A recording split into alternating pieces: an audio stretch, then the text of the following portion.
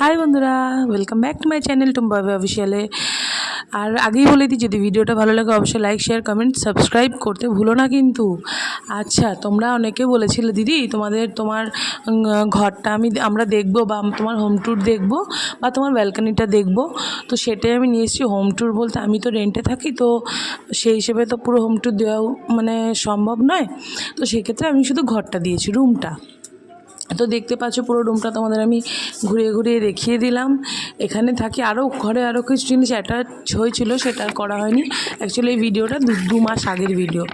আর ব্যালকানিটা দেখতে চেয়েছিলে, এই যে চলো না দেখে নাও ব্যালকানি।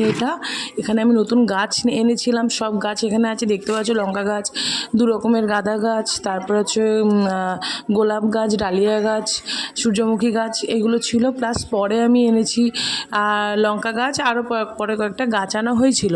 তার মধ্যে দিয়ে আমি দিয়েছিলাম মাঝে মধ্যে এই ভিডিও কয়েকটা আছে, যেটা হচ্ছে আগের ক্লিপ।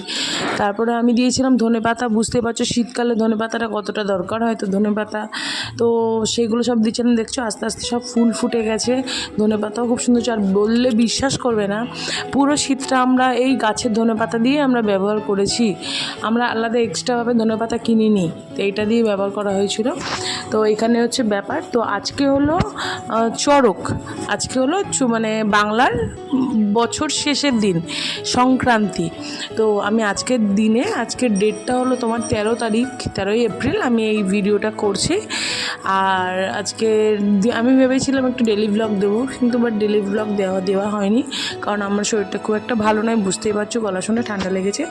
তো প্লিজ ভিডিওটা কেমন লাগলো আমাকে একটু কমেন্টে জানিও। এইটা আমার ছোট্ট কুটির বলতে পারো, ছোট্ট আমার ছোট্ট সুখের একটা ঘর, আমার খুব স্বপ্নের। আর এই বাগানটা আমার অনেক কিছু। তো ভিডিওটা ভালো লাগলে অবশ্যই লাইক, শেয়ার, কমেন্ট, সাবস্ক্রাইব করে দিও। যেহেতু আমি কটা দিন থাকবো না, মায়ের বাড়িই থাকবো, তাই একটু বেশি করেই জল দিয়ে দিচ্ছি।